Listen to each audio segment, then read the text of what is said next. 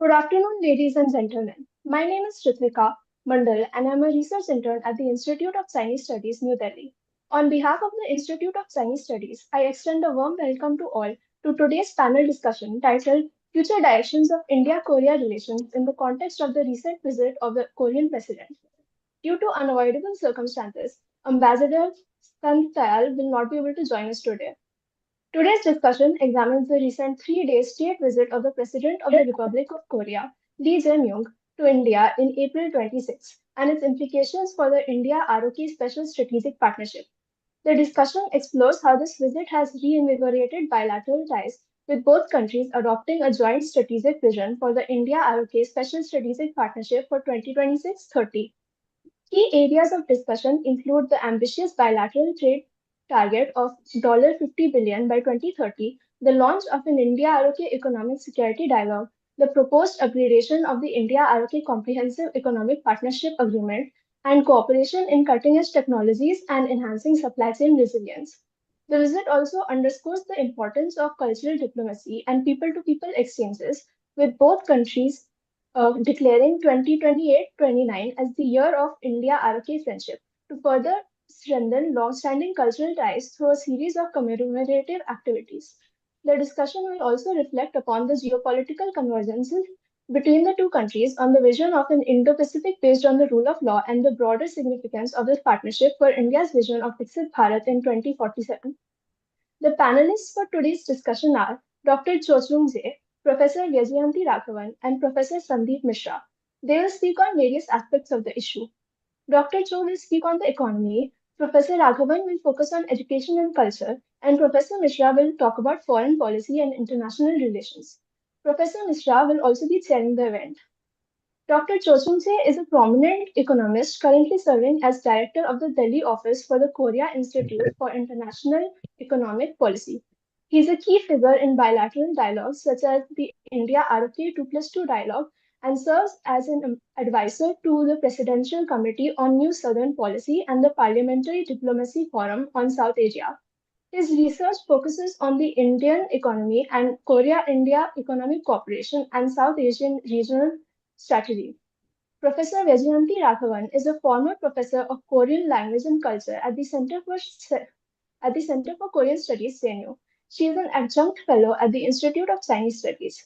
She played a major role in establishing the Center for Korean Studies at JNU, for which she was awarded by the Prime Minister of the Republic of Korea in 2015.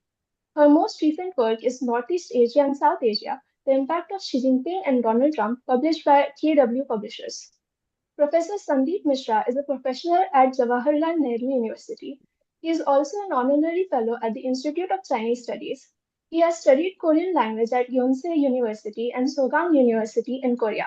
He has been visiting fellow and visiting scholar at Korea National Defense University, Sejong University, Northeast Asia History Foundation, Kim Dae-jung Presidential Library and Museum, and Korean Institute for International Economic Policy. Before I hand over to the chair, I would like to ask all the participants to follow a few housekeeping rules. All participants shall be muted during the discussion. Questions may be posted in the chat box along with your name and affiliation. Alternatively, you may use the raise your hand option during the interactive session. You shall then be called upon to unmute yourself. Thank you. I now hand over to the chair. Over to you, Professor Mishra. Thank you, Ritvika. I think good afternoon, everyone. It's my pleasure to be part of ICS, and today is actually moderating today's discussion on a very important and very, you can say, relevant topic. And it was basically 3 day South Korean President Lee Jae-myung's visit to India, which happened on 19th, 20th, and 21st of April last month. I think the visit had been very special because, first time in early span of the presidential office, a South Korean president decided to visit India. And that too after a long period of gap. India and South Korea, they did not have direct exclusive bilateral meeting for more than 7-8 years. So I think it was really an important gesture from South Korean side. And he came to India with a big delegation comprising people from all walks of life, from diplomats to economists to business leaders to scientists to other, you can say, all possible spheres of life, people they were included. And the purpose was basically, which was mentioned also, that three purposes actually was mentioned. One is that restarting summit level diplomacy between India and South Korea, which was halted for a few years. The second important objective was to deepen the relationship in which we are already having, suppose in certain sectors, we are already having partnership exchanges, and he wanted to deepen those areas, our cooperation. Apart from that, they also wanted to have broadening of relationship in the sense identifying other areas where till now we don't have much exchanges and cooperation. So we can do that. So this was the second objective. And the third objective, which is probably for me very, very important, and that is basically emphasizing that India and South Korea, whatever they agree on, they must follow up sincerely on those promises, those joint declarations, those joint statements. So I think it was very important, and I think he had very fruitful discussions with our foreign ministry people. He had dinner with our president. He had meeting with our prime minister. And overall, there are lots of more than almost 20 MOU agreements, joint statement they will basically release between two countries. So it was really a fruitful visit, apparently, if you look at the, you can say. So now we are going to discuss this topic today. We are having two other, you can say, scholars. So first, basically, I would like to invite Dr. Cho Jung-jae, who is basically looking at India-South Korea economic relations for more than 2 or 3 decades, actually. He had been to India also several years when he was a newspaper reporter. And then I think he joined Kiev. He headed Kiev South Asia team for many, many years. And then actually he was the first person who came to India and established India office of Kiev, Korea Institute of International Economic Policy. So I think he knows more people, more Indian scholars than many of us actually. And he has been very active. His Kiev has been very active in connecting those scholars.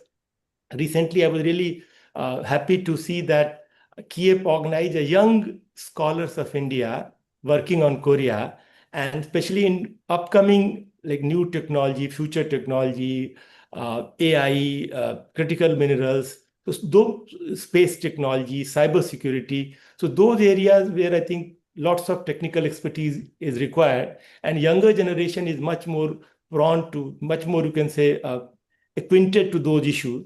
So it was really a very important initiative. So all of us, we will actually, all three of us, Dr. Cho Jung-jae, Professor Raghavan, and myself, will speak for 10, 12 minutes. So first, I will go to Dr. Cho Jung-jae for economic aspects of India-South Korea relations. Okay, thank you, Sandeep Professor. And also thank you, Institute of the Chinese Studies and JNU. And very nice to meet you again, the Professor Lagvan and Akriya. I think it's a very the panel discussions on such an important topic and such the timely moment. Thank you again. And also Zoom meeting or webinar is also very good when the authorities measure is needed. Modi ji requested yesterday. Okay, and nice to meet you all. And so, if I said about the first regarding the economic cooperations in this summit, I would like to highlight some points from the agreement reached at this summit. But if we have time more, I would like to share the kind of some the reflections of my feeling on this summit compared to previous summit, if you the time is allowed us. But anyway, first I would like to focus on the kind of the achievement in regarding the economic cooperations in this summit. First, I think the cooperations was very strengthened in the area of economic security. First, we are now living in an era where the geopolitics and the geoeconomics cannot be separated. In this context, economic security has become much important. So, for example, on the occasion of this summit, Korea announced its participation in the Indo-Pacific Oceans Initiative and the International Solar Alliance. Those are led by the India side. The two countries also agreed to the launch an economic security dialogue within this year. In addition, they agreed to cooperate across the energy value chains, including the petroleum products such as naphtha, in order to jointly address instability in energy and the petroleum product supplies caused by the war in the West Asia. Second, the two countries agreed to pursue a more strategic form of the cooperations. In other words, the focus is not simply on the increasing trade and investment. Instead, the two countries will pay more attention to strengthening the resilience of global supply chains and promoting cooperations in national strategic industries. For this purpose, the ministerial level Industrial Cooperation Committee will be launched within this year. Through this committee, the two countries are expected to focus on cooperations in areas such as automobile, shipbuilding, chemicals, semiconductors, secondary battery, critical minerals, and rare earths, green hydrogen, nuclear power, and overseas resources joint development. The two sides also agreed to launch a digital bridge, the framework for cooperations in AI, data governance, and digital business. As many of you know, these are exactly the area the Kiev Delhi office has been discussing through the Korea-India Future Economic and Industry Forums, including the EV, batteries, green hydrogen, semiconductors, the shipbuilding. In July, we have planned to discuss cooperations on the critical mineral cooperations between Korea and India also. The third, I would like to emphasize the agreement on the development cooperations, which was mentioned in the paragraph 23 in the joint strategic vision. Since the 2015 summit, when the India agreed to receive Korea's Development Cooperation Funds, ODA funds, the two countries have not been able to develop concrete bilateral projects that fully reflect the potential of their development cooperation partnership. This time, the two sides clearly recognized these limitations and agreed to actively promote cooperations in this area. In addition, these points, the summit also produced agreement in many other areas.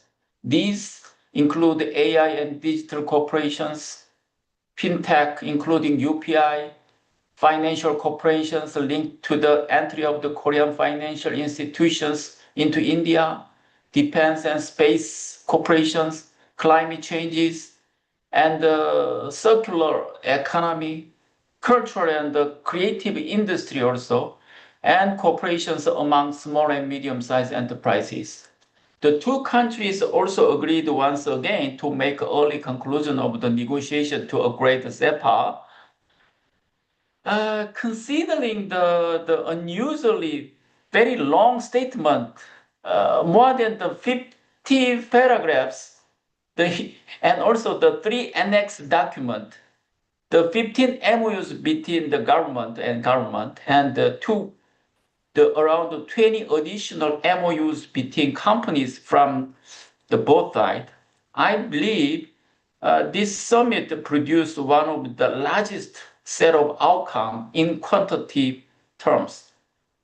In fact, many items that had been discussed or agreed upon the past were brought together in this time.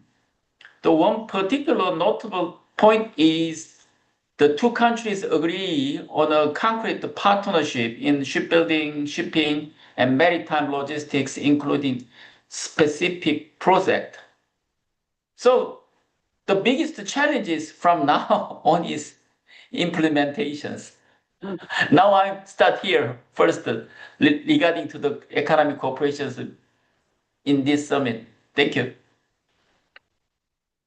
Thank you, Dr. Cho. I think you well enumerated that how rich, at least in quantitative terms, the budget produced so many documents, so many MOUs, so many joint declarations, and it's really, really important. And in the second part, probably we can discuss about what are the quality of these understanding, because they also matter. And we'll come to you again. Now, Professor Vijayanti Raghavan, she has been probably very important figure in Korean studies in India. She has been our senior. She has helped us a lot during different phases of our career. And probably she has been looking at Korea, India for last 50 years, ma'am? Yes. Almost, yes, yeah. So I think she's going to talk 76 about, onwards. Yes, exactly 50 years. yes. So I think she's going to talk us about India-Korea, cultural, educational, and other people-to-people relations part, and how this visit had been placed in that particular exchanges, particular domains of exchanges which India and South Korea have. Now to Professor Raghavan. Thank you very much, Chair, Professor Sandeep Mishra, whom I've known for a long time now. Thank you for standing in for Ambassador Tayal and taking over so smoothly. And I would like to thank ICS at the outset for giving me this opportunity. Yeah, like everybody is aware that the current period in every which way is one of transition. Yeah. Very typically, the old international order is beginning to unwind, and it's causing a serious crisis. But it's not the kind our Prime Minister is being accused of, not that crisis, but genuine crisis world over, globally. And crisis, like we all know, always presents new opportunities. But it will depend upon how quickly countries are able to respond to this crisis and work out innovative ways of overcoming the problem. And if we view the current visit of President Lee and his meeting with Prime Minister Modi as an opportunity, then there is immense potential for the two countries to move ahead on various fronts. And I think they have identified the most crucial one, that whatever understanding they enter into should not remain just on paper. Now, the question is, how are the two countries going to go ahead? What are the innovative approaches that they're going to explore? And since I'm going to be talking about education and culture, let's see what are the possibilities. And maybe through culture, you have people-to-people exchanges. Now, you see, cultural exchange has picked up and has its own momentum. There is no need for any intervention, or at least not from the Korean side, because there's plenty happening in India, and the entire Korean culture has subsumed our youth completely, various aspects, not just K-pop, not just K-drama. Everybody knows their beauty care, their fashion, the food, you name it, it's all there. Suddenly there is such an explosion. Our youth everywhere you go, whether they are students studying the language or not, there's a sudden interest in everything that is Korean. And as we all know, culture is South Korea's soft power. And they are promoting it to the full. When I say they, it's not just the industries which are involved, not just the entertainment industry of Korea, not just the food industry of Korea, or the fashion industry, or the K-beauty cosmetics industry, or anything. It is the Korean, it has the backing of the Korean government. So full-fledged backing that it cannot fail. Wherever the government is so involved and to ensure that it is a cultural product for export, there are very little chances of it failing. So it has caught on in India, and it has its own momentum. So culture is on a fast spiraling trajectory on its own. One positive fallout of this has been that even in the education sector, there's been an explosion of people wanting to learn Korean language. Now, if you see the number of institutions which were just till, it was only JNU for about 20 odd years, it was only Jawaharlal Nehru University that had Korean studies. Then once, for a long time, it was then, once DU came in the early 2000s, it was JNU and DU. But now, the last I counted, or I got to know, there are about 24 institutions, 24 colleges and universities where Korean is being taught. These are, mind you, officially taught. Of course, there is no official data as such about the numbers. But besides these official, there are private institutes, online academies, training far more learners, and casual learners learning through apps and YouTube, possibly hundreds of thousands. Now, if you take a look at the number of students taking the test of proficiency in Korean exam, which is which is a must for people to pass in order to be considered for recruitment in Korean companies. That is a very good strategy that Korea has adopted. Perhaps we could learn something from them, but we have our own problems, meaning we cannot copy that aspect of it. But it is a requirement for any government, Korean government scholarship, private scholarship. You have to show, just like TOEFL is for America to apply for scholarships to America, topic scores are important for even to get recruited in firms.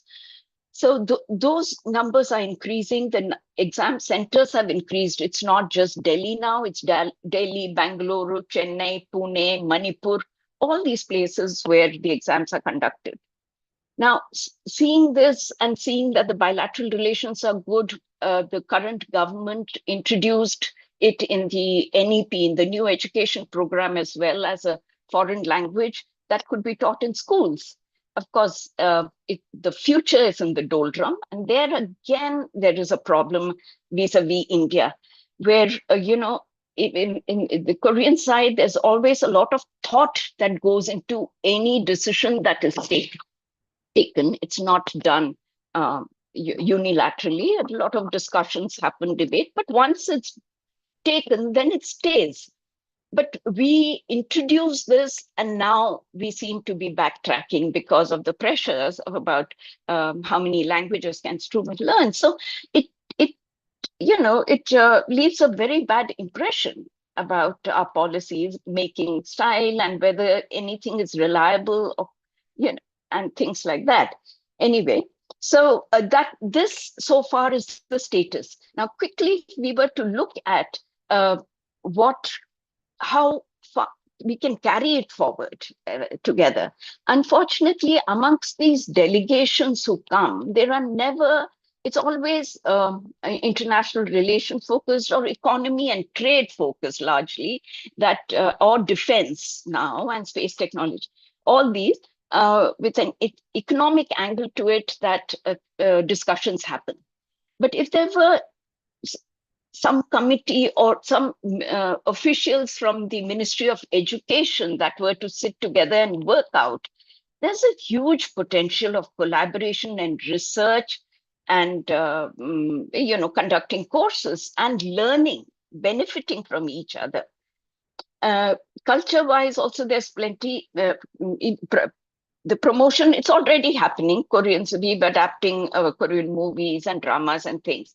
What India could do is we could promote more films, Indian films. Some Hindi films are popular amongst the Koreans, but we can promote more films for the Korean audience. But in order to do that, we need to study what is the kind of movies that have an appeal to them, what is it that they look for, and what would be popular there.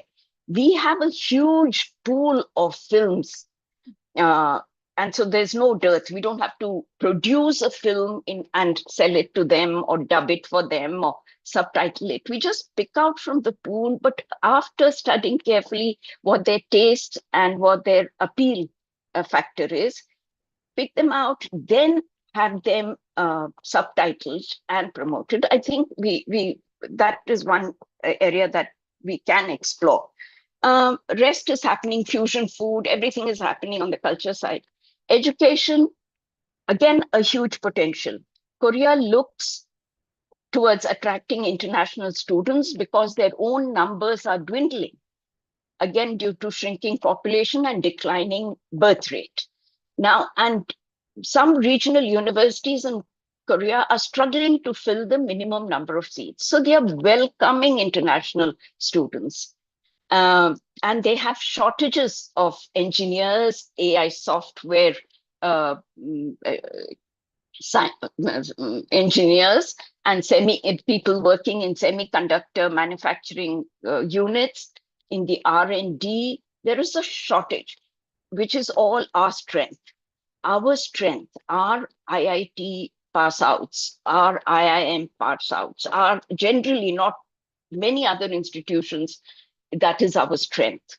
Yeah, the soft power, our software are our bright students. So they could be brought together, and Indian students who used to look to the US as a favored destination are now looking for reliable alternatives. And Korea is an attractive option, and they are becoming aware of it. Because Korea's own ranking in the globally in academics is very high, and its academic standards are very rigorous, with about 5 or 6 of their universities within the top 100 global universities, if not more. In some global, I was doing a search recently, and it said in some global ranking database of 2026, they are ranking first. And unlike in the past, for the last couple of decades, they've started offering instructions in English language, and they're taking students from all fields, not confining them to just students from Korean language or Korean literature, anything from all fields. Every field that you're interested in, there's an opportunity for students to go there. Huge opportunities for joint research, collaboration, and partnership. Now, universities need to work out a system of running degree programs with students spending a semester as exchange students. These are not worked out. These we've tried and tried for years together to have credit recognition. It doesn't happen on our side. At the higher level, at the MA, PhD, they could work on research topics under joint supervision if they were to spend one semester in each country. You could choose your supervisor, go back, come back, and each country takes care of their students, their whatever this, whether it is the ticket or tuition fees or tuition fee waiver is certainly a possibility. India needs to provide good living accommodation. You need not pick out a whole number of students, just a handful, but have them stay, give them good accommodation, good options for food where they can eat international food, cafeterias on campus where international food is available. They can buy their own food. Living expenses people can pay for. Tuition fees can certainly be waived by the two sides. So anything is possible. Now, but organizations like UGC and the Korean Council for University Education have to get their act together. And like I said, delegations from Ministry of Education should sit together and push this through. There is only a win-win situation for both. Each country has its strength. India is as attractive a place for Koreans because of the free environment under which studies happen, because of the English-speaking environment, because of the wide range of subjects that we have. While Korea may focus on the STEM subjects, science, technology, engineering, those kind of subjects, but India gives you a wider range, more comfortable environment. Only thing is we need to make it comfortable, the infrastructure comfortable for foreign students, and carry this forward with credit recognition. No student would like to waste their time. So unless what they study there is recognized in their own countries, it happens in Korea, they recognize, but we are lagging behind. Unfortunately, on this platform, I have to say that India is the laggard, where we lag in every aspect. I'll stop here. Sorry, I think I've spoken for a long time, and I'll come back to answer questions later. Thank you, ma'am. Thank you. I think now Tyal sir is here, so I will invite him to make his remarks and basically take on from here on. Tyal sir.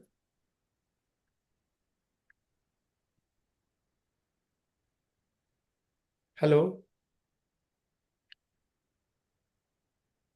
I think he's probably not in a, you can say, position to take, but though he looks to his attendance is actually quite visible. But anyway, so next is you yourself. Okay, so now next actually my presentation and my perspective on this E.J. Myung's visit to India and how it's going to impact India-South Korea relations. My first is basically what do I take out of this recent visit? The first thing which comes to my mind that look there are lots of joint statements and Dr. Cho mentioned about them, so I'm not going to repeat. So it looks to be, this visit looks to be very, very important, at least quantity-wise, for economics, business, and other technological exchanges between India and South Korea. When I try to look at what are the security and strategic parts in this visit and all these understandings, I'm not very satisfied with the, you can say, content. For example, I can tell you that any two countries, if they are having some strategic understanding, they do create some kind of, you can say, some agreement. Like, have you heard about SOSA, Security of Supplies Agreement, which India had this at the last year, 2024, with United States. India had also BECA, Basic Exchange and Cooperation Agreement, with America, 2020. India had COMCASA, Communications Compatibility and Security Agreement, which India had with America, 2018. We have EMOA. This is also a Logistic Exchange Memorandum of Agreement, LEMOA, basically, with the United States. My point is that, like GSOMIA also, like well back 2002, India and United States, we had these agreements. Why I'm basically mentioning, I'm saying that I don't see any of these things there in India-Korea's security and strategic partnership. Actually, to also slightly dilute the importance basically of this visit, I will say that, look, I'm really surprised why our leaders, like, there has been no exclusive visit of Indian leader, top leader, or South Korean leader to each other's country. When 2015 Modi visited South Korea, he did not visit South Korea alone. He went to Mongolia also. When Moon Jae-in visited India in 2018, he did not visit India only. He visited Singapore also. When this time, I think E.J. Myung came to India, he visited Vietnam also after that. So my point is that somehow neither having any substantial content of security related understanding, actually they talk about terrorism, violent extremism, global order, non-proliferation, navigation and overflight. They talk about West Asia and Ukraine, there should be just peace, there should be comprehensive UN reform. But these are, I don't feel that any contentious issue. I think these are very general statements which any two countries or any group of countries, they can make these statements. What kind of mechanism, what kind of further details you have between India and South Korea on any of these issues? I don't find much. So my point is that, for example, they also talk about, say, largely defense cooperation between India and Korea means defense co-production, joint research and development, marketing, sharing some technology. But these are one domain of security and strategic partnership, but they're not everything actually. So my point is, the first part is that, look, India and South Korea, when I look at security and strategic partnership, again, content-wise, it looks that there are many things, but qualitatively, I feel that it's very thin, and I think both countries needs to do more. Why they should do more? Actually, I can give you few things. Like, suppose both of them domestically as well as they share vision about their own country as well as global order. That they are democracy, they are market economy, they want economic growth and development, they want inclusive growth, they want human rights, they want environment and climate stability, they want food energy security. They also look for what is called open, inclusive, and I use not multipolar, multinodal, rule-based institutionalized order in Asia and the world. So there are lots of common goals which India and South Korea we share for our domestic, you can say, aspect, as well as our vision about. So I think that's why. Secondly, I feel that both India and South Korea, we have many common friends, including United States.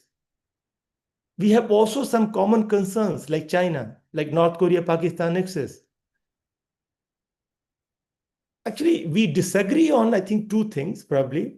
Two actually relationship. One is basically we have a different kind of relationship with Japan, which probably South Korea will not approve of.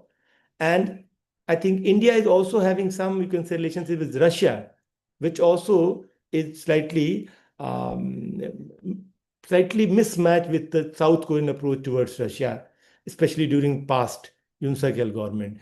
So my point is that there are lots of, you can say, and we all look for, you can say, undisrupted global economic and political order, so that fast-growing countries like India and even South Korea, which is also reinventing itself in economy, I think we can carry forward. So my point is that when I look at security strategy content, is thin, and there is no reason why it should be thin.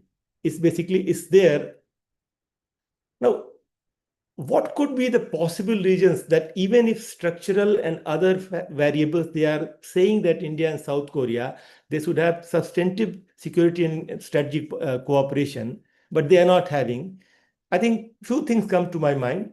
One is that both countries, they are busy in their own great power relations, their own neighborhood.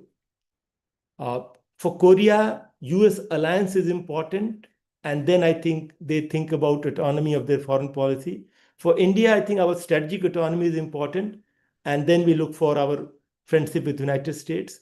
I think both countries, they are also, if I'm allowed to say, they try to play safe when it comes to security and strategic issue.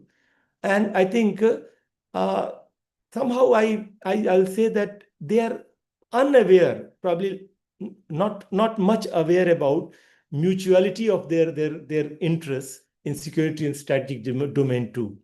And I will also blame that maybe insufficient trust, maybe especially in security and strategic domain.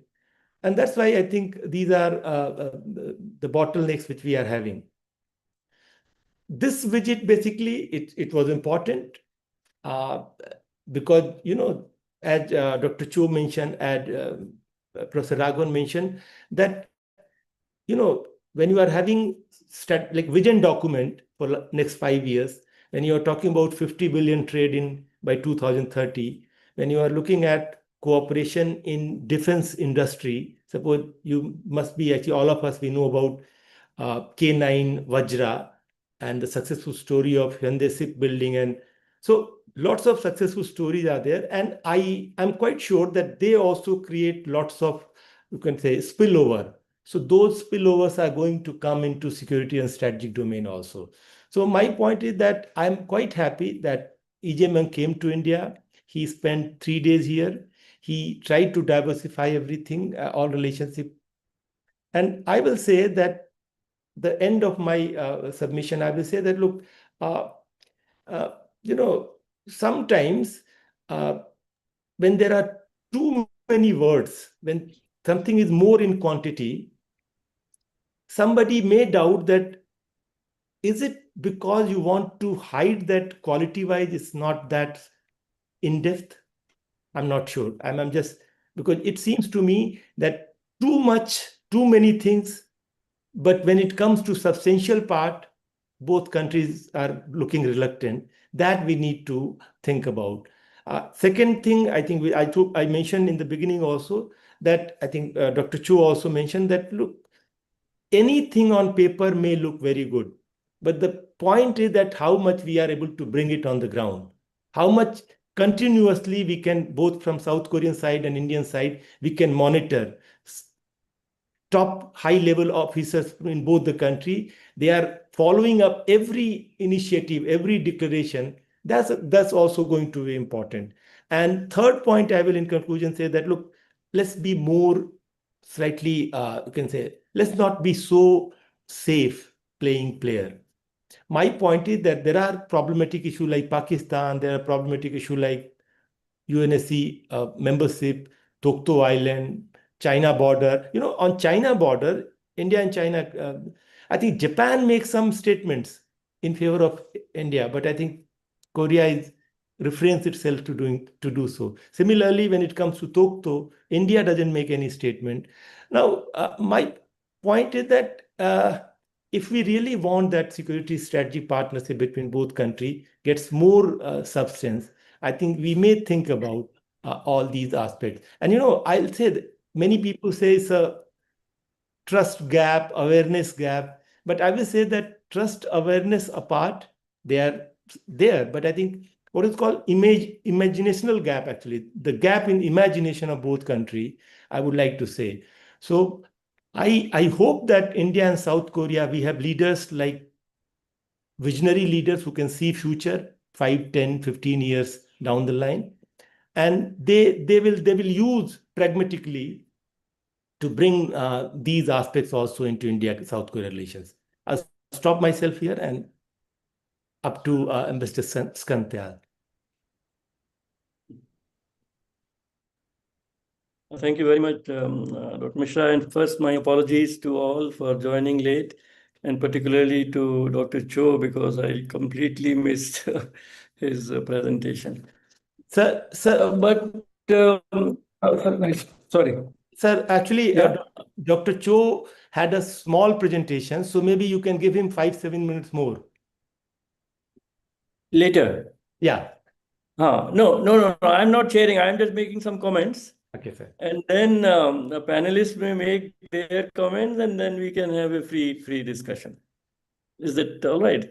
All right. Now, so what you said, Sandeep, I substantially agree that there is an element of predictability and repetitiveness in the high-level documents which are issued. And there is a lot of aspiration, a lot of good intentions, but not a very clear roadmap on how to achieve those very ambitious objectives which are identified in these documents, that we have 15 MOUs and 6 announcements and all of that.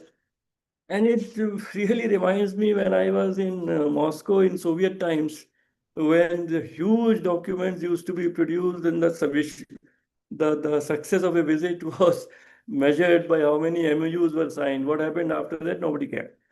But I always also believe that it is for think tanks to give some pointers, give some suggestions, give some ideas. And Sandeep, you mentioned all of those agreements which are with United States. Now, let us, that is not the right or logical approach. Some of your researchers could look at what is we have with Australia, Japan, and Canada, let us say, because EU is separate. EU has its own. And if there are certain arrangements or security related or economy related are missing, then one could work on that. You have your own sources. We can work, make some suggestions to the government specific, and then take it forward. So the study, what do we not have with Republic of Korea, which we have with, say, Australia, Japan, Canada, developed economies, very friendly, etc. Now, what really bothers me is a more fundamental issue as an Asian, as an East Asian, that still we Asian powers are still a pawn in the games of the European powers and their clones. And United States and Israel, I see as clones, ideological clones of European powers. What is happening in Strait of Hormuz and what is going on? A sovereign country has been bombarded and it has been threatened by annihilation. And Asians have no recourse. We are still at cross with each other or not able to talk to each other. Some of you may have read, I have written about this, at least in the context of energy. Let us try to find some common ground. Let us try to work together.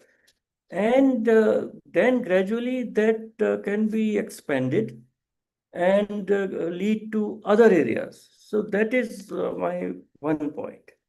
And in that context, President Yi, in his media interview before his visit to India, said, and I quote, "The war in the Middle East has underscored the strategic reality that the Indian and Pacific Oceans form a single interconnected maritime space, one whose stability no country can secure alone." So my submission to all whoever can write or speak is that yes, we East Asians should try to work together to address these challenges, where our great friend United States of America is totally oblivious to our core interests. And the only interest of United States of America perhaps is Israel and no other country. Anyway, now in India-ROK joint statement on energy, resources, security, it says inter alia that the two countries will explore closer collaboration among liquefied natural gas consuming countries. So this is a one step in that direction.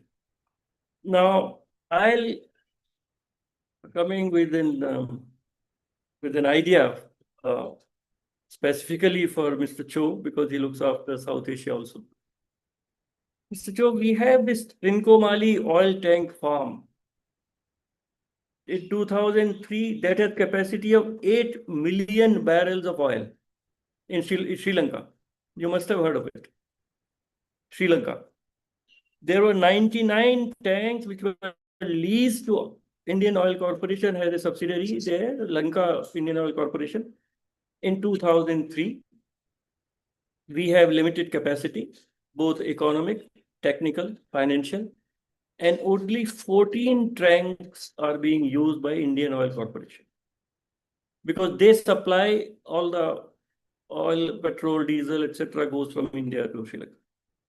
Since we were so inert and Professor Raghavan has opened the way for some self-criticism, so I go totally for it, that we have not been able to deliver. And in 2000, I think a JV was formed, joint venture, with Ceylon Petroleum Corporation, 51%, and our Lanka Indian Oil Corporation, 49%. So we lost the majority, but this JV has charge of 61 tanks, which are still of Second World War vintage. So a lot needs to be done. I understand that this Sri Lankans have no money, as you all know. India also doesn't have, but Sri Lanka even doesn't have. So they are looking for a partner for their part of 51%. India will certainly be very happy if in some form, Republic of Korea, your oil companies or whatever can come on board. And as you all know, for strategic reserves, UAE is India's partner. We have very good, the Prime Minister is again going there. UAE has walked out of OPEC. So more oil will be available from UAE. So what I'm trying to say is that oil will be available from UAE for our strategic reserves, Korean strategic reserves, East Asian strategic reserves, and we cannot do it alone. So I will request Mr. Choice, you are an economist, examine it carefully. And if you see some economic merit in it, then together we can push it in the policy making circles. That is one. Then SEPA revision, etc. This we are hearing for the last 1 decade, and trade target of $50 billion. I don't know who in the Ministry of Commerce agrees to such targets, which in my view are laughable. If we reach 40 billion, I think we should be very happy. When I was there, 2011, trade had crossed 20 billion. Now we are at 27. So anyway, it is Ministry of Commerce, what can one say? But we have to find some ways to enhance India's exports to Republic of Korea. Otherwise, there will be a lot of resistance to any kind of revision of SEPA. And where India has some advantages, like I always say that for pharmaceutical exports, where India has some competence, has some experience, has some quality, the process of approval in Korean FDA is so complex that takes so much time. It's like a non-tariff barrier. So my simple contention is that if a particular formula or a molecule from a particular manufacturer has been approved by the US FDA or by the European FDA, then kindly shorten the process, make it less expensive. So one has to also try to be a little considerate, not only try to push your own exports to my Korean friends, but also see where you can be a little more considerate to enhance exports from India. And of course, I listened to Professor Raghavan. Yes, there are many in the academic circle. There is already a lot of good cooperation, and it can be even more, and it can be more problem-oriented, like study of R&D ecosystem in Korea. What can we learn from it? And there is a very quick transfer of any new research to the commercial exploitation. whereas in India there are a lot of issues. Then healthcare ecosystem, I think Korea has a very successful model of universal healthcare. And since India is moving in that direction, and I think we have a lot to learn from it.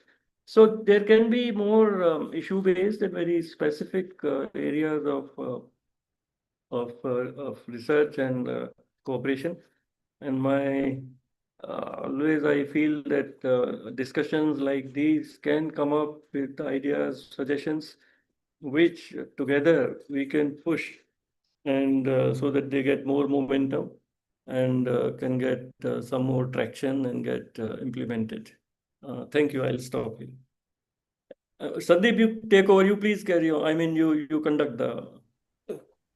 Thank you, sir. So I think very insightful and important interventions. Now, Dr. Cho, you want to say something, respond? Thank you, Professor Mishra, and nice to meet you, the Ambassador Tyre. Yeah. Just before the Ambassador Tyre raise a kind of some the cooperations between the LNG or some the petrochemical energy or product issues between Korea and India. After the wars, the West Asia war, the Ambassador Tile emphasize and the necessity of the kind of some the corporations as a kind of some the huge LNG the consumer countries. Korea and India is one of the biggest consumer countries, so he emphasized we need a kind of some the common response at this moment to seek the LNG or related to the energy from the Hormuz.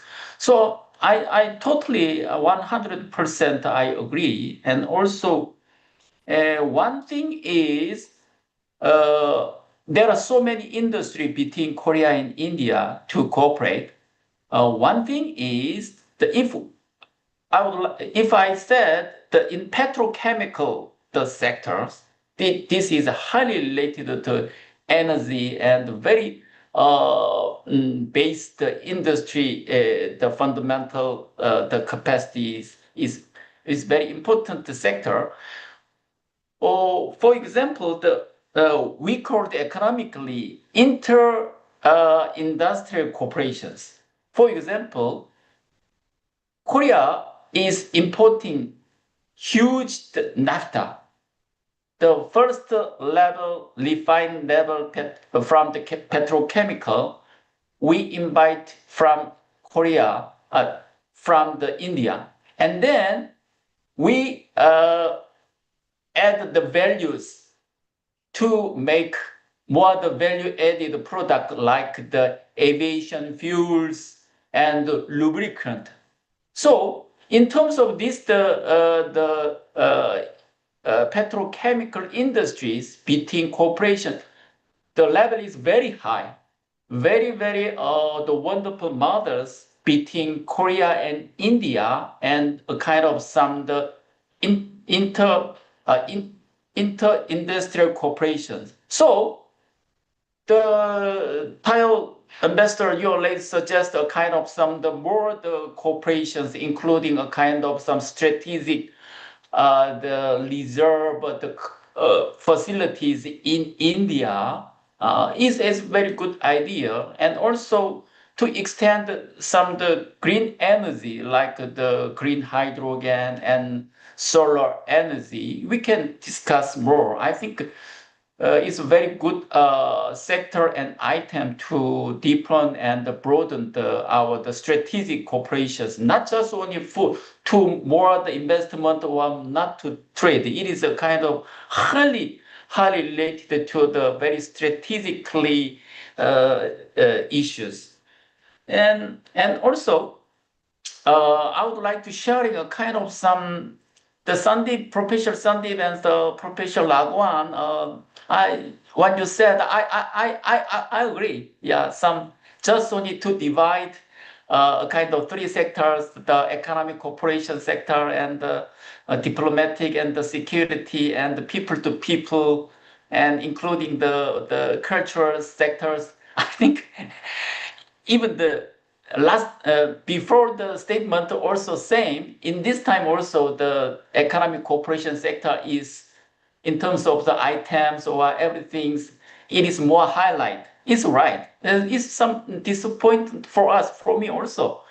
But anyway, I would like to share one thing is the present conception, president's the concept of the India, especially cooperations between Korea and India is totally different.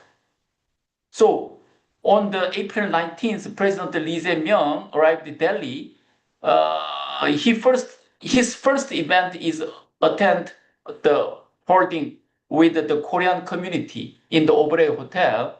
In that time, I was there because of more than the 100 Koreans community attended. Many of you, maybe I think Indians, may not know well what the atmosphere was like. So what surprised me and what caught my attention most was President Lee Jae-myung. The first remarks. This is the before his prepared speech. To summarize what he said, India is now the world's three most populous countries, but the number of Koreans living in India is only around 12,000.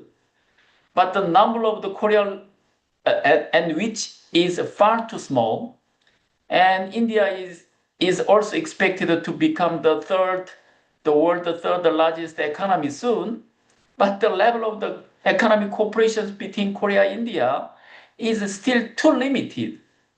During his speech, he also emphasized the number of Korean companies operating in India is not concrete, just only around 670, blah, blah. And that this number is also too small. He said, and he emphasized, from now on, the Korea-India should build a completely different kind of relationship. The lower number of the Korean companies in India, or rather than our expectation, is not new issues. Most of the expert between the Korea and India, we know very well. But what I felt different was the president truly understood the most important and the central task in Korea and India relations. His starting point was very different from the previous president. So it did not sound like the simple diplomatic expressions and the political statements saying, okay, let's go better from now on. Rather, I felt he genuinely regretted the fact the two countries, despite having such enormous potentials for economic cooperation, had not done enough so far. I also felt his strong determinations to change this situation in real and fundamental way. Perhaps reflecting the President Lee's strong commitment to economic cooperation, at the bilateral meeting the next day, the Prime Minister Modi reportedly instructed his office to establish a dedicated Korea desk. He also asked President Lee to set up a Korea-India Economic Cooperation Task Force on the Korean side, and President Lee responded positively, reportedly. So I have rarely seen a summit where the leaders of both countries expressed such a strong and active commitment to economic cooperation. And also, I already mentioned that this summit produced one of the largest set of the outcomes, mostly only related to the economic cooperations. But I already mentioned the important thing is the implementations. Yeah. So in that times, I raised hands to to ask and request directly to my president to make hold a regular summit is strongly needed, because I think the top-down, the control system and the decision-making is more efficient to encourage the economic cooperation, including as well as other sectors like the culture or the security sector. It is more needed. So I emphasize a kind of the regular summit meeting is needed. And also, as you see the joint statement with the Lee Jae-myung and my president and Modi ji, when he announced, my president Lee said, I asked him to come to Korea. In that time, Modi ji said, the end of next year, definitely I will visit the India. So, and also India side also the designate the 2028 is a kind of Korea-India special the friendship the year.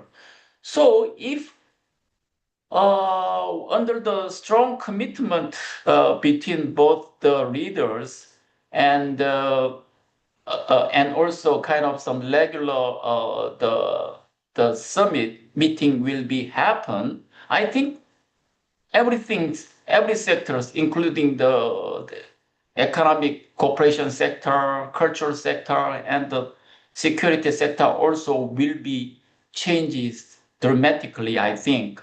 So I emphasize at this moment, the Lee Jae-myung is totally different. So we have to believe and we have to keep and monitoring very well. I think I have an optimistic view at this moment, and every conditions is too much better for compared to before. So I have very optimistic. Okay, thank you, staff. Thank you, Dr. Cho. I think you are optimistic. I think in India also quite optimistic because yes, I think when he visited, I think after his visit, he came to Korea, Vietnam, and then Korea. And in one of his meeting, he also mentioned, and he was slightly unhappy that there was nobody, any Korean who could interpret him from Korean to Hindi and Hindi to Korean. So he openly on a platform, he said that this is not a good state. We are not prepared to, we need to prepare ourselves better to deal with India because India is our close partner. So I think I can understand that he had been pragmatic and visionary both at the same time, and he understands importance of India. But I think yeah, Raghavan ma'am, you want to say? Yeah, just a few observations, and thank you, Ambassador Tayal, for those very enlightening remarks that you made. You're absolutely right, and also hearing Dr. Cho. Now, just one or two points. A quick take from what Ambassador Tayal was saying, that we need to equip ourselves as Asia and not be so West-centric in our views and look to them to take decisions. A few days back, and also another point I'd like to make is Korea and India need not necessarily just confine themselves to a bilateral trade and cooperation. I think any other third country or any other, whether it is Vietnam or whether it is Australia, whether it is New Zealand, we can rope in for some kind of and explore the strength and come together and have a trilateral arrangement of carrying forward, whether it is trade, whether it is supply chain, ensuring the security of supply chain or whatever. Recently, when we had that the symposium with Melbourne University, and I was doing this research, Sandeep is familiar because I'd mentioned it there. One thing that one discovered was Australia is a global leader in lithium cobalt and nickel, which are key components for electric vehicle batteries. They are the global leaders in mining of these. They have huge resources, but they do themselves. One second.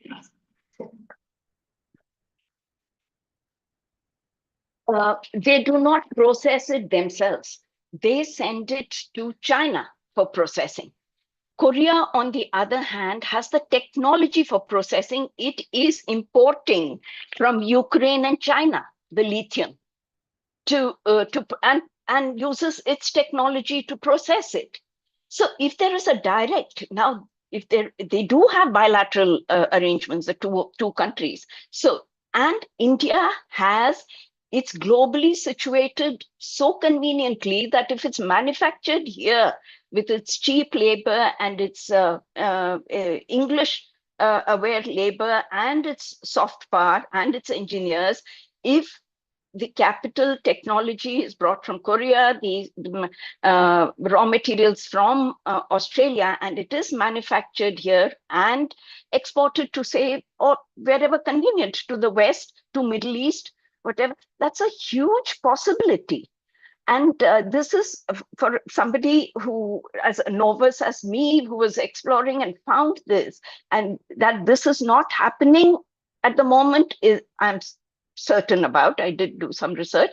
But if such things, I'm sure there are more such opportunities which need not be confined just to bilateral cooperation, but to multilateral arrangements with countries where it is possible. I think a lot can be achieved. And often bilaterally things tend to stall. Bilateral cooperation tends to stall, whereas trilaterally any arrangement works out better. You see, there are many, NAFTA, for example, there's an agreement between three, North America, Mexico, and Canada. You have AUKUS, again, three. So like that, you have three arrangements which work out better. So we could explore that. Yeah, thank you, Professor Rag. I think it's very important that we can look at the mutual complementarity which we have, and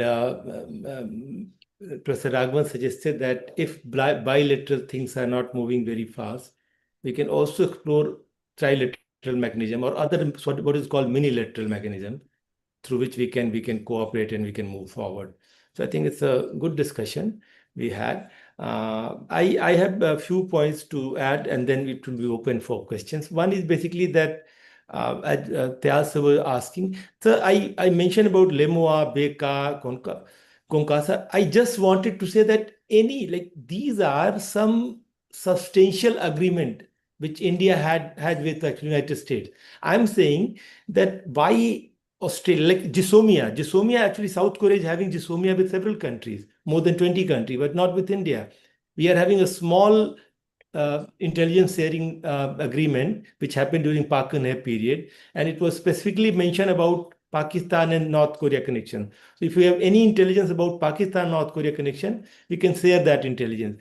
So I think I'm saying that these could be some you can say examples, but anything between India and South Korea where we are substantially creating a mechanism in which we are cooperating. So I was basically just for the reference. And the second point actually, even though we are positive, actually I have more, you can say, optimistic opinion about South Korean President Lee Jae-myung, because he looks to be looking at the future and realizing importance of India in the Korean scheme of things. I am not that confident to say about India, that India is also looking at South Korea, that is a very important country in the scheme of Indian things.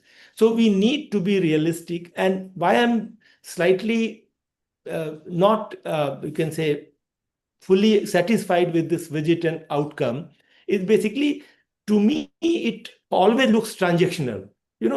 And I'm not saying that transactional things are bad, but I'm saying that if you are looking for immediate reciprocity, in India, one of the right-wing website organizers, they published an article saying that India is having huge trade deficit with South Korea, as if we are not having like with South Korea, we are having around 18 billion trade deficit, and with China, we are having 100 billion, but nobody talks about China. Similarly, they are saying that we are sensitive about deficit. What about Vietnam? Vietnam is having almost 35 billion trade deficit with South Korea, but still they are having 90 plus billion. The article mentioned that, look, India, like Korea has invested around 95 billion in Vietnam and only 7 to 10 billion in India. It's not that Korea had some special relations with Vietnam. The issue is that business condition in India is not very comparable, maybe better in Vietnam. And because of that, they are having 9 times more investment in Vietnam. But you are basically, when you are, look, there are 2 entities and they are going to have cooperation. If they trust, they like each other, they agree with the broader vision, all the technical problems they can resolve. But if they try to not have, like if they are not having that understanding, mutual respect, trust with each other, what will happen that the technicality, they are not going to solve the problem. My point is that you can create several mechanisms, several platforms, but ultimately SIPA, think about it, SIPA which we had, like 2004 joint study group was established, Nomu Hyun actually came to India. Within 5 years it was done. And for last 10 years, we have not been able to revise it. Actually, now last 11 years. So new SEPA was. So my point is that we also need to be realistic. That look, whether we are talking too much and basically not able to follow. So less content, but more substantial content, as all of us we agree, and follow up continuously on those things. And E.J. Myung and our Prime Minister Modi also, if they are able to continue meeting every year, because what happens, summit meet, all resources, they come together, they talk, they discuss, they make things, and then they just fade away. If they are having next year another summit, then these people, they are going to continue working for that. So that was my suggestion. So anyway, it's open for questions. Yeah, there are questions. I think Professor Rapai wants to ask, and also there's one by Mahua. So anybody wants to? Hi, I'll read them out. Yeah. So the first question is from Mahua Chakraborty. She has written, given the South Korean foreign minister's recent advocacy for joint cinematic ventures, how do you evaluate the disparity in soft power mobilization between the two nations? Despite India possessing the world's largest film industry by volume, we have largely remained a domestic-focused market. Do you believe the Indian government should adopt a more institutionalized model similar to Korea's COCCA, Korea Creative Content Agency, to strategically utilize co-productions as a tool for bilateral diplomacy? Yeah. Well, since it involves the entertainment industry and culture,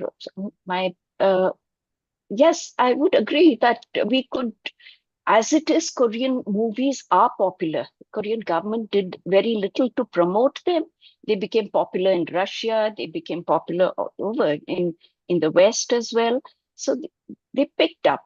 But now, if we want to commercialize, or rather, get commercial benefits out of this and have more people-to-people exchanges, more increase of tourism, or whatever the byproduct of all such people-to-people exchanges, apart from increasing awareness about each other's country, we were to benefit. Yes, we need to be a little more focused and maybe be a little more professional in the way we do things. And Koreans are great ones to partner with because they are extremely professional in the way they conduct, in the way they take decisions, in the way they conceive of ideas, the way they execute it, and the way they involve everybody. So certainly we could learn that professionalism from Koreans and cooperate with them and come up with some very productive outcome. Sure. That was a good question, Mahua. So the second question will be unmuting Rapai sir.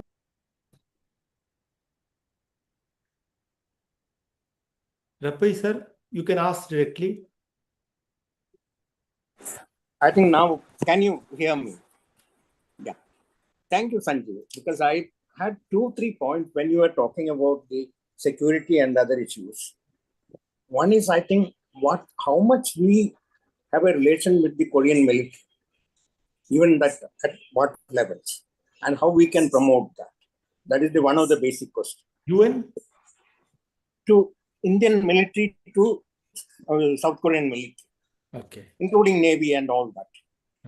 So then only I think we can think of building upon some of the things, because the leadership, they can speak many things and go away. But one is, I think, as Vaijanti told about the language, now we have an opportunity. There are other industries. Then I was thinking about one of the areas, the shipbuilding industry. As far as I know, the South Korean shipbuilding industry is really good. How much possibility India have to cooperate with them or to get the technology and other issues? That is one area. Secondly, about the films and all that, I am not getting into that. But I remember some 10 years back, I visited Manipur. The children there were studying. Now, of course, I know that there are more collaboration, but they were, due to the Korean pop music and other things, the children were studying on their own the language. So have we got some mechanism to encourage more or give them more opportunities? That is one of the issues. I think we have to be practical. One of the things is the tourism industry. You see, apart from the Buddhist circuit, how much we done the promotion in South Korea? I'm sure that there will be more people if we give the right opportunity to them to visit India. Apart from beyond the Buddhist circle. So I think these are some of the points, and I will say that Sandeep, you know that it will be better to explore with our contacts in the military and other places what we can do with this. Then two other areas I think we have to look forward are the emerging AI scenario. I'm sure that there are opportunities for India and Korea, and the data collection and data saving or data storage. How much India can learn from them, or how much we can do mutually, because we have a lot of software engineers and others. So that is one area I think I will stop here. Thank you. Thank you, sir. I think Ritika, you can read a few more questions, and then we can go to all the speakers. So another question is from Nazar Khan. What lessons India and South Korea can draw from security architecture of GCC countries? And another question is from Riya Gupte. She's asking two questions. The first one is, the general consensus among experts after President Lee Jae-myung's visit has been that we must wait out and see how things play out. The structural barriers that we must navigate to realize the ambitions outlined through the talks vary from issue to issue. Norms, regulations, tech transfer concerns, non-tariff barriers, etc. Do both nations demonstrate sufficient operational level grasp of each other's institutions and policies among state and non-state actors, or is deeper cross-study required to overcome these? She's asking this as a student exploring potential areas of research on Korea. And the second question is, given West Asia's wars, disruption to energy, petrochemicals, semiconductors, metals, and fertilizers, which has exposed critical supply chain vulnerabilities, will it accelerate India-South Korea strategic ties through converging interests in diversification and resilience, or exacerbate stagnation by diverting focus from the Indo-Pacific to the Hormuz Strait? Okay, so anybody else? So basically, I will request actually Raghavan ma'am and Dr. Cho and Tyal sir, actually, we can speak for like 1 or 2 minutes each, and then basically at the end, I think Tyal sir is going to basically wind up. Okay, so Raghavan ma'am. frankly, Professor Rapai's questions, there's something wrong with my audio. I couldn't hear. If you could just highlight what the question was, I could explain. He was talking about role of language. Huh. And then he was talking about Manipur, lots of people having Korean, you can say. Then he talked about what India and South Korea, especially in India, we have done apart from Buddhist circuit, what kind of tourism related things we have done. So these could be important. Well, language, yes, we were the first. We started meaning Korea. Indians wanting to learn Korean, there are many numbers. Whereas in Korea, learning Hindi, there are fewer people learning Hindi there. There are only about 2-3 official institutions. I think the Hanguk University of Foreign Studies, which started first, then the Pusan University of Foreign Studies expanded it, and then then Seoul National University has the Asia Center where they teach Hindi and Sanskrit. I think Sanskrit is being now explored even in HUFS. So these are the only official places where it's being taught. Unofficially, businessmen, a number of them are learning Hindi on their own through apps and things. The incentive is not so strong because they know that in India they can get by with English. The Korean firms in India do insist that the Korean employees have working knowledge of Hindi. So they are encouraged to learn Hindi. But a large number of them get by with English, and which is much more attractive for them to learn than is Hindi, where its usage is very limited.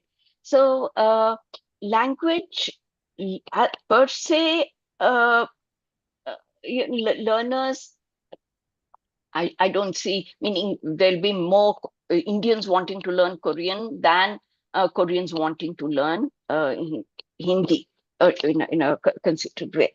And Manipur, yes, that was where it started, but it has now spread all over. The Korean wave has really exploded all over India. I never believed even in 2010 when I had gone to Chennai, and I visited Hyundai early 2000, I think 2006 or 7. There was no urge for the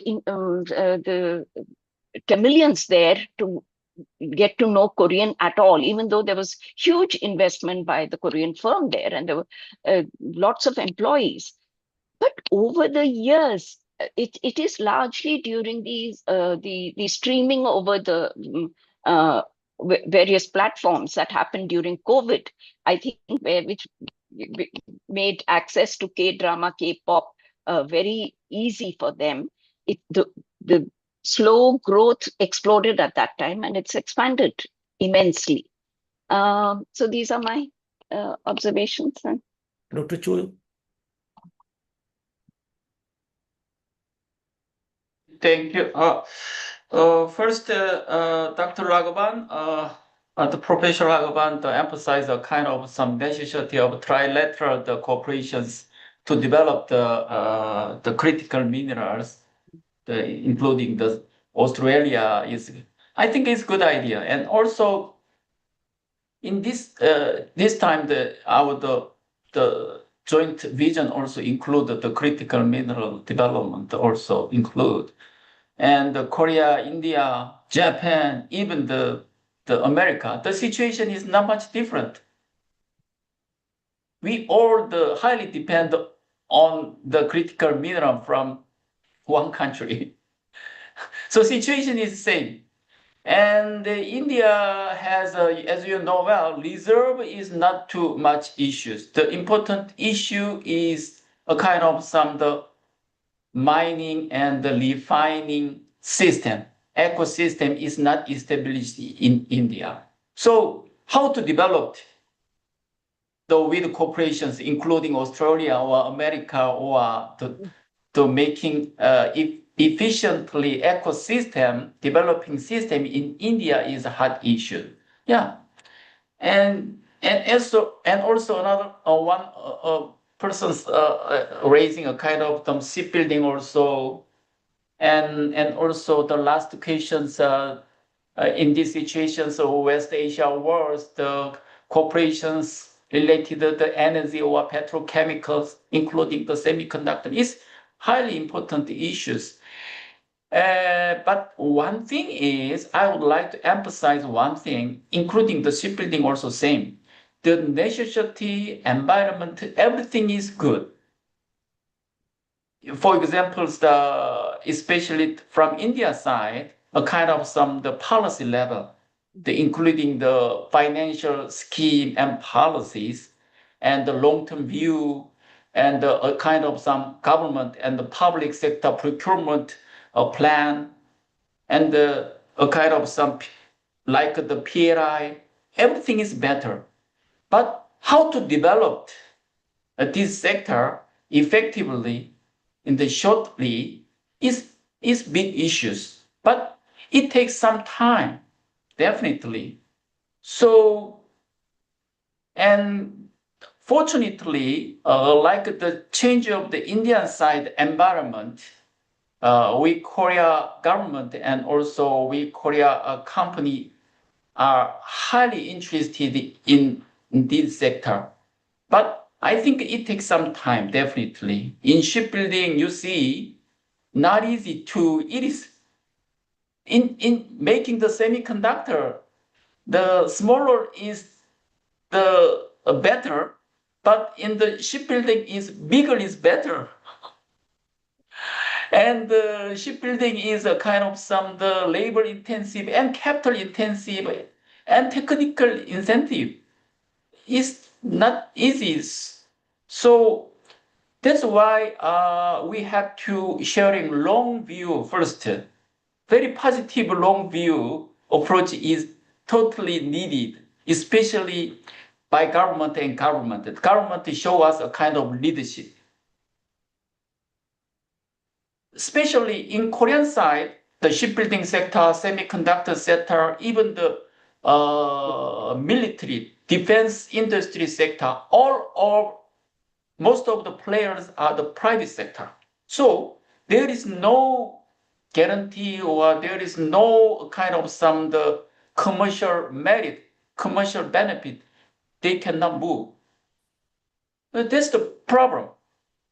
So the both sides, especially including public sector, government, that's why the Professor Shandip, you said the long-term view, not just only focused on small issues, the SEPA accreditation issues, the trade deficit issue. Yeah, you're right.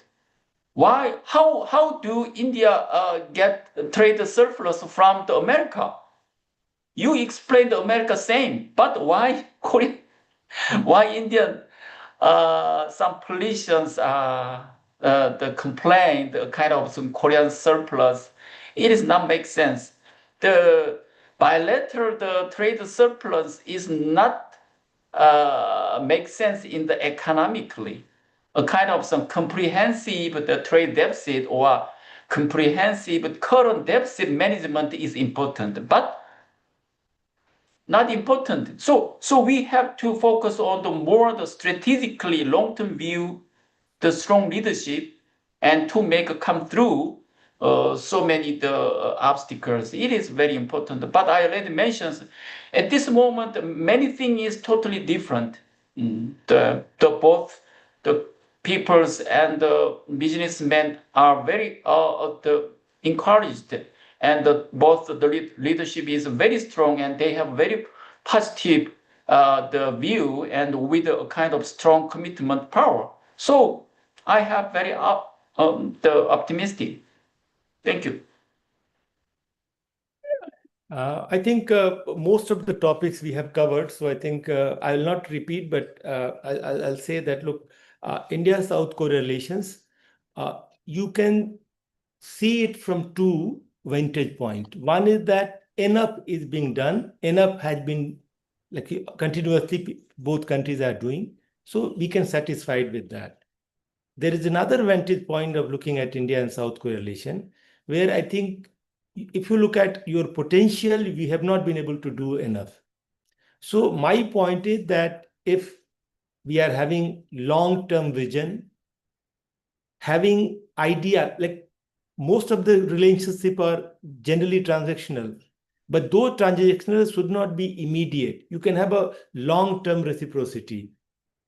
You can have more comprehensive idea of partnership in which in certain domains, India would be disadvantageous position. In certain other, I think South Korea could be. So if we are not able to have this kind of comprehensive partnership, long-term vision, long-term reciprocity, I think it's going to be incremental change in our relationship.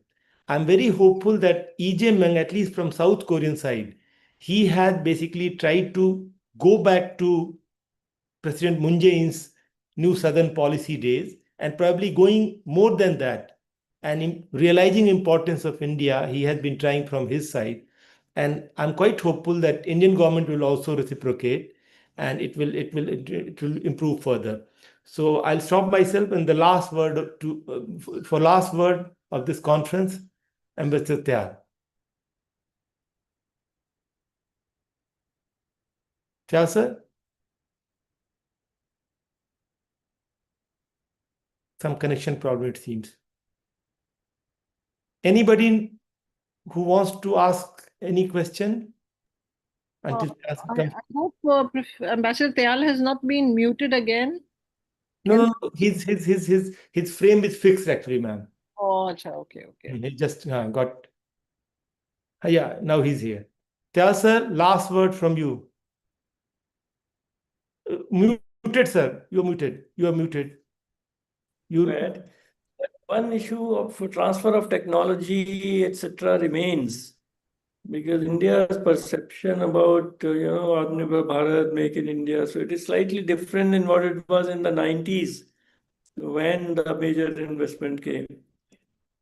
And one question was that what are the lessons from GCC countries or something of that effect, to that effect. So I would say that Asian countries should try to resolve their differences themselves and not keep the Western powers out. Whether that is possible, we of course tried. Nehru tried his very best in the early 50s and was soundly rebuffed and by China. So whether it's possible or not, but to try to resolve your differences, and you cannot outsource your security. That Ukraine has learned, NATO is learning, and GCC countries have also learned. So there are many lessons, but every country's situation is different.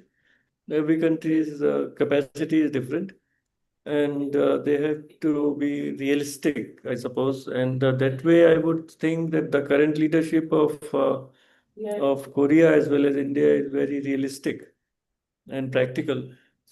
And now that the direction from the top is very clear, it is really now for the private sector of our two countries to deliver. Let's hope that it happens. Thank you very much. Thank you, sir. Yeah, ma'am. Just thank you all very much. I think I was just listening quite intensely, because all this is, one doesn't sort of go into these issues. But, what occurs to me is that the story pretty much is the same insofar as, these economic developmental issues or the people to people or even the foreign policy framework. I think somewhere it is also a question of how the state and the official machinery really takes so many of these very, very rational, desirable, and extremely useful kind of cooperative proposals, take them up and take them to the fruition rapidly. This is something which I find is somewhere we are falling short on that. So that's an interesting kind of assessment I derived here. Thank you all very much. It has been most useful. Thank you, ma'am. Thank you, sir. I seek your permission to formally bring an end to today's session. Yes, please. Okay. So with this, we've come to the end of today's discussion. We thank Dr. Chochunje, Professor Vyajanti Raghavan, and Professor Sandeep Mishra for gracing today's discussion with their presence and for giving us their valuable time. We also thank Ambassador Skand Tayal for sharing his insights and perspectives with us. We also thank the audience for joining us today. The video of today's discussion shall be available on ICS YouTube channel. We would like to invite you to the upcoming Wednesday seminar scheduled for 20th May. The title of the seminar is The Manners Fallout and Beyond, Decoding China's Evolving Approach Towards Governing Technology Enterprises. Further information regarding the event can be found on the ICS website. You may also subscribe to our newsletter for regular updates. Thank you for joining us today. Thank you. Thank you. Thank you, Professor Tayal. Thank you. Thank you, Sandeep. Thank you, Thank Alka. you. Thank you, Professor Raghavan and Dr. Mishra. Yeah. Thank you. Thank you all. Bye-bye. Bye.